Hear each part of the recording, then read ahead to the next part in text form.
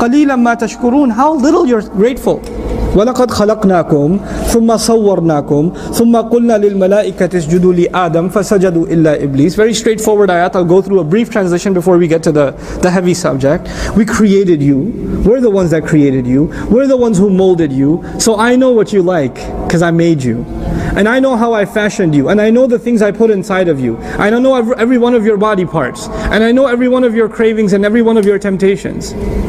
And then after creating your body, your physical body, then I put something, something fascinating in you, which Allah doesn't mention here, but says, ثُمَّ قُلْنَا لِلْمَلَائِكَةِ اسْجُدُوا لِآدَمَ. We said to the angels, make sajda to Adam. All of them did with the exception of Iblis. لَمْ يَكُمْ مِنَ السَّاجِدِينَ. He wasn't going to be from those who made sajda. He wasn't going to do it. لَمْ يَكُنْ مِنَ السَّاجِدِينَ. As opposed to saying, مَا سَجَدَ أَوْ لَمْ يَسْجُدْ. لَمْ يَكُنْ مِنَ السَّاجِدِينَ. He was never going to do it. Allah knew all along he wasn't going to do it. قَالَ مَا مَنَعَكَ أَلَّا تَسْجُدَ إِذْ أَمَرْتُكَ. Allah said, what of anything, what possibly prevented you to make sajda when I told you, when I commanded you? قَالَ أَنَا خَيْرٌ مِّنْهُ. You know the story. That's not the focus of the day today, but it's important to build this conversation. He says, I'm better than him. قَالَ أَنَا خَيْرٌ مِّنْهُ خَلَقْتَنِي مِنْ نَارٍ وَخَلَقْتَهُ مِنْ طِينٍ. You made me from fire. You made him from clay. You know, a kafir does not believe that Allah made him. A kafir does not believe that Allah is khaliq. These are the words of Iblis. And Iblis says, khalaqtani. You made me. He doesn't just believe in Allah, he's talking to Allah and he's acknowledging that Allah is his creator. His kufr is not just of I don't believe Allah exists. His disbelief is actually his disobedience. I'll say that 3 times. His disbelief is his disobedience. His disbelief is his disobedience. His disbelief is his disobedience. Why am I saying it 3 times? Because there are people in the audience who disobey Allah and they say, it's not that bad, at least I still believe. At least it's not like I'm a kafir. I do some stuff, I know it's messed up. But it's not like I'm a disbeliever. His disbelief was his disobedience. Shaitan will not, he doesn't need to get you to disbelieve. You can still call Allah your creator. All shaitan has to do is get you to what? Disobey. All he needs you to do is get you to disobey. You have to understand that. And if you keep telling yourself at the end of it, at least I still believe in Allah, that should be good enough for me, then shaitan believed in Allah too. He did exactly that. That's why I'm repeating that 3 times. You got that point? That's really important for this conversation. خَلَقْتَنِي مِن نَارٍ وَخَلَقْتَهُ مِن طِينٍ قَالَ فَاهْبِطْ مِنْهَا فَمَا يَكُونُ لَكَ أَن تَتَكَبَّرَ فِيهَا. And Allah said, get down from here. It is not appropriate for you to show your arrogance here, to consider yourself big here, to make yourself big before Allah. What is the thing we say every time we go into salah?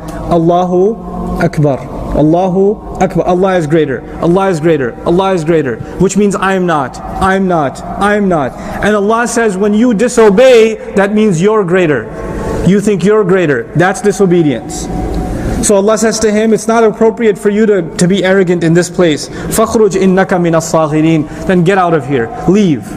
You're cast out. You are from those who've been humiliated. As-saghirun here means humiliated. قَالَ أَنظِرْنِي إِلَى يَوْمِ يُبْعَثُونَ. He said, just give me time, wait for me. Allow me a little bit extra deadline until the day these people will be raised again. Until the day where human beings are going to be raised again. He asks Allah, give me time until judgment day. Allah says, قَالَ إِنَّكَ مِنَ الْمُنظَرِينَ. Allah says, you will be given time until, you are among those who have been given time. I am allowing you to stay that long. Ulama disagree whether Iblis died or not. These are the progeny of Iblis, or whether this is Iblis himself. But the isharat in the Quran are he stayed.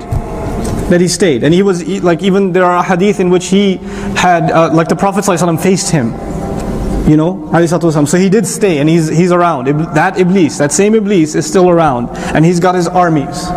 And he's got his minions that continue to do the waswasa on his behalf, including himself. So Allah says, I'll give you time until, إِنَّكَ مِنَ الْمُنظَرِينَ. Basically, he got in trouble with Allah because of us. In his mind, who does he blame? Us.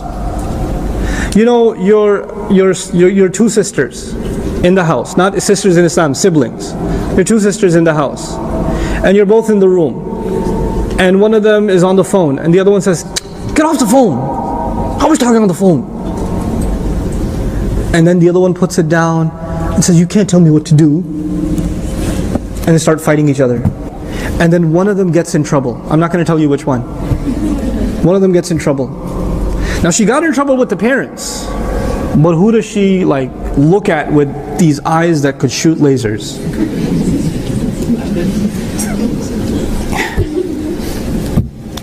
You blame your sister.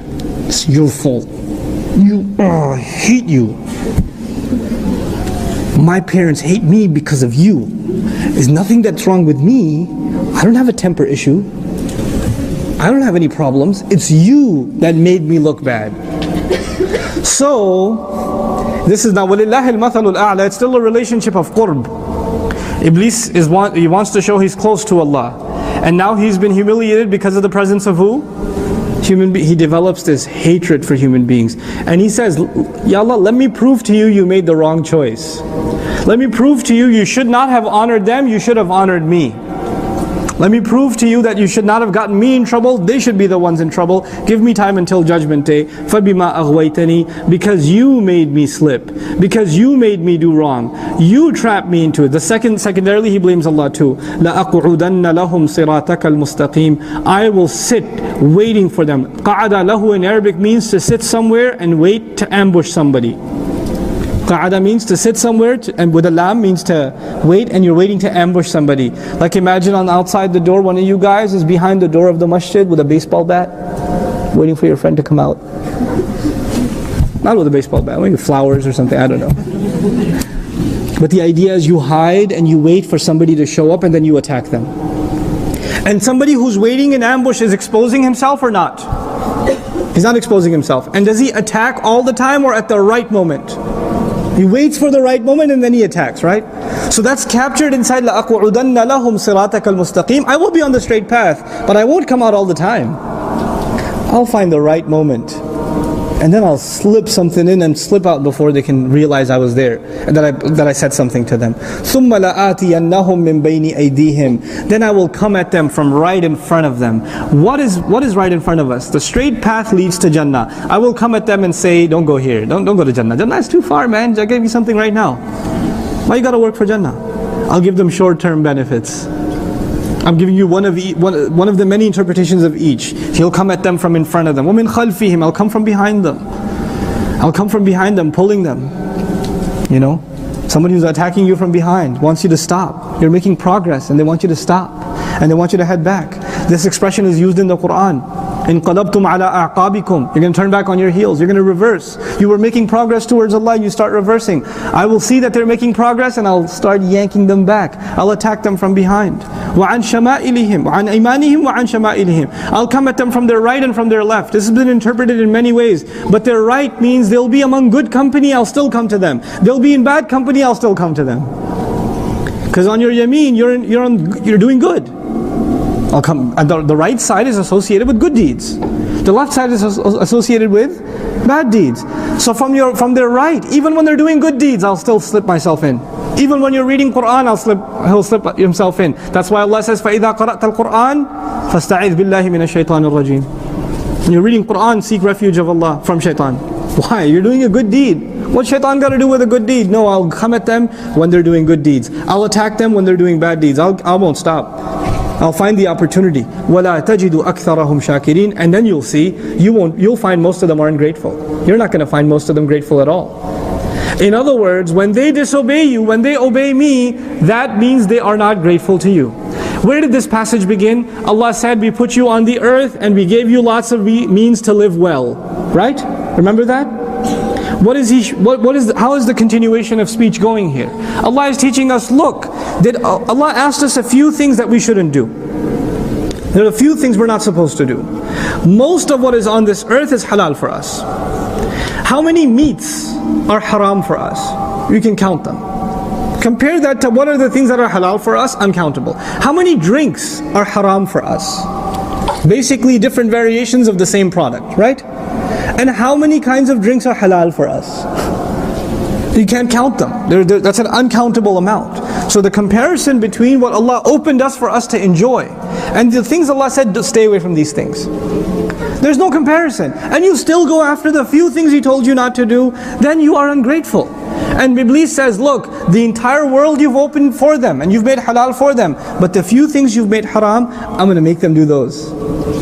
And you'll see they're not grateful. They don't appreciate all the things you did give them. They'll only want to go for the things that are forbidden on them. وَلَا تَجِدُ أَكْثَرَهُمْ شَاكِرِينَ قَالَ اخْرُجْ مِنْهَا مَذْءُومًا مَدْحُورًا. Get out of here. You're guilty, you're humiliated, and you're being cast away, pushed out, kicked out. لَمَنْ تَبِعَكَ مِنْهُمْ. Whoever follows you among them. Whoever follows you among them. Allah doesn't say whoever disbelieves in me. That's not a condition. The only condition Allah put here is whoever listens to you, whoever pays attention to you, shaitan among them. Is it possible a Muslim will listen to shaitan? We're a bigger target. Whoever follows you among them, لَأَمْلَأَنَّ جَهَنَّمَ مِنْكُمْ أَجْمَعِينَ. Not minhum ajma'in. I will fill hellfire, I swear to it, with all of you all together. He doesn't say all of them, He says all of you. This is actually لِلتَّوْعِيَةِ, to scare you, لِلتَّهْدِيد, to challenge you. The one reading Quran is like, wait, where did you come from? I thought Allah was going to say, I will fill hell with them. He says, I will fill hell with you. You're reading the book and all of a sudden it's pointing at you. It's pointing at you and me. What, me? Yeah, better not follow shaitan. Because the only way it's pointing at you is if you follow shaitan. So you get really terrified. Ya Allah, it's a means of terrifying. To go switch immediately to the second person.